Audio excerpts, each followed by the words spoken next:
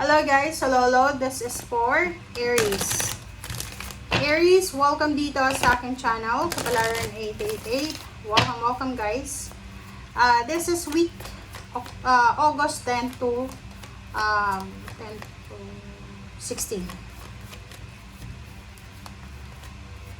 Okay, lovers, Aries. And poverty. Nako. Aries, are you married? Are you in a relationship? Sa nakikita ko sa'yo dito, Aries, ikaw at ang person mo, meron kayong problema sa financial. Especially kung yung person mo is Virgo, Capricorn, or Taurus, or Aquarius, or Libra, or Gemini. So, kung yan yung mga zodiac signs ng karelasyon nyo, posibleng may problema kayo sa pera. Pwedeng pareho kayong unemployed, pwedeng pareho kayong maraming utang, pwedeng marami kayong mga issues sa finances na kailangan yung isettle sa linggong ito. So, nakikita ko rin sa inyo dito, love life to eh. So, yung love life mo, if ever na you're planning to get married, pwedeng hindi yan matuloy kasi walang pera. Yun yung pwedeng rason. If you're in a relationship sa fire sign, same Leo, Aries, Sagittarius, wala kayong magiging problema sa pera siguro. Or kung may problema man, may solusyon. Pero kung ang karelasyon mo yun nga, mga earth signs, ihanda mong sarili mo kasi magkakaroon ka ng financial problem sa linggong ito. Okay, so Hangman na reverse and the Queen of Cups. So, sinasabi ng bara sa'yo dito, Aries, na yung tahimik mong buhay. Okay.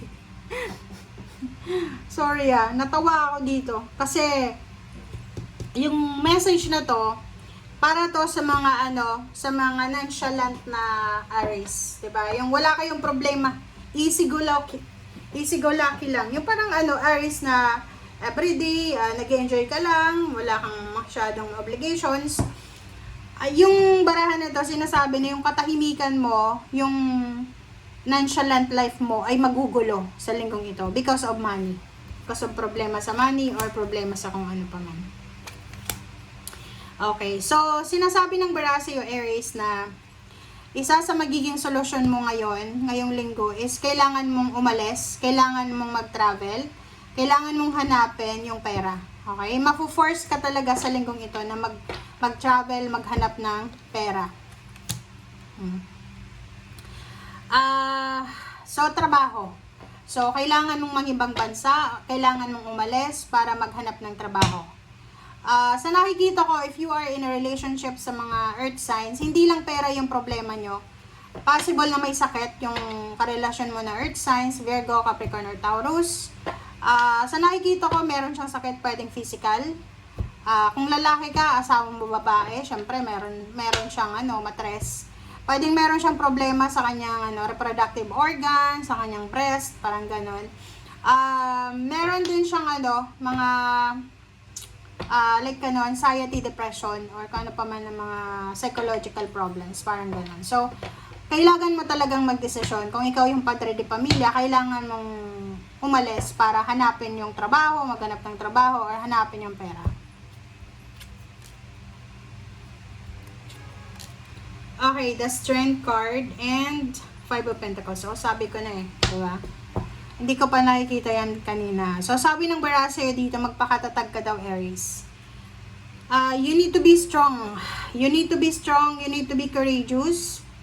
Okay? You need to be strong. You need to be courageous kasi yung financial problems mo na to ay malaki tong problema sa pera. Okay?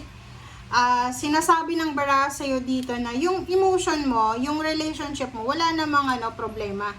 Kaso lang, wala lang talaga kayong pera. Or kumbaga, pareho kayong naghihirap sa buhay. Okay. There's a new love life coming para sa'yo. May asawa ka man or wala.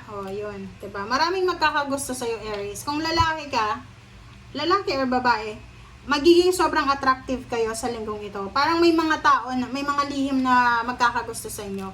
Ang problema lang, pwedeng may asawa ka, may boyfriend, girlfriend, or may ka-live-in.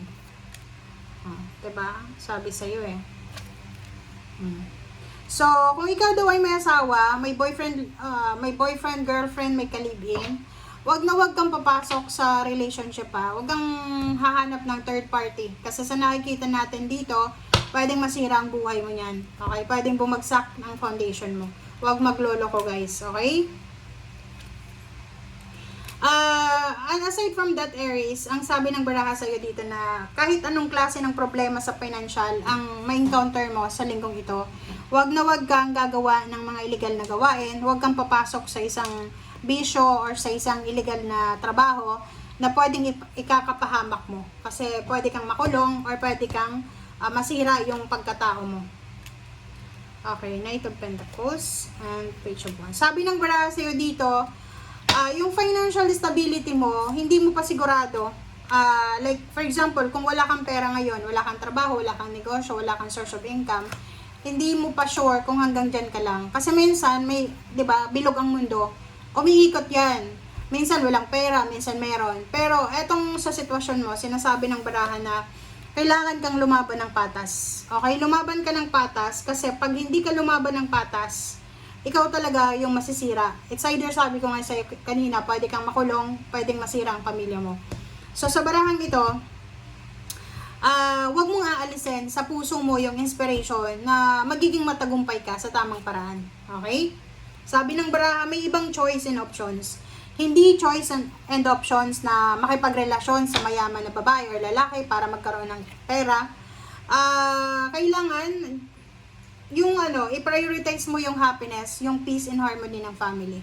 Okay? Four of Cups. Nakikita ko sa'yo dito na there's someone na kailangan ng suporta. So, yun nga, sabi ko, if you're married in a relationship, siya ay kailangan ng suporta galing sa'yo. Yun, negosyo. High Priestess. Makinig ka sa sinasabi ng iyong intuition. Kung balak mong magnegosyo or you're planning to start a new business or kung ano pa man yan na gusto mong simulan, huwag tayong magpadalos-dalos. Okay? Queen of Swords, moving forward. Six of Wands. So, sabi sa'yo ng baraha, kung ano man ang sitwasyon mo sa ngayon, Aries, hindi yan yung final destinations mo. Okay? Kasi marami ka pang pagsubok na pagdadaanan and at the same time marami ka pa rin na success na makukuha. Sinasabi ng baraha sa'yo na sa ngayon, okay, sa ngayon siguro wala kang pera, sa ngayon is wala kang trabaho, sa ngayon mababala yung posisyon mo, yung parang gano'n. Pero pagdating ng araw, sinasabi ng baraha sa'yo na magiging matagumpay ka. Okay, magiging matagumpay ka. Maraming tao ang hahanga sa'yo. Magkakaroon ka ng limpak-limpak na sa tamang paraan. Ikakasal ka. Magkakaroon ka ng bahay, mag-housewarming, house blessings ka. Magkakaroon ka ng masaya at peaceful na family. Okay? So, yun. Sabi ng barase, kung may ginagawa ka ngayon na labag sa batas, let go muna. Kasi may mas maganda. You have choice and options. Good options na kumita ng malaki sa tamang paraan. Okay? Thank you guys. Bye!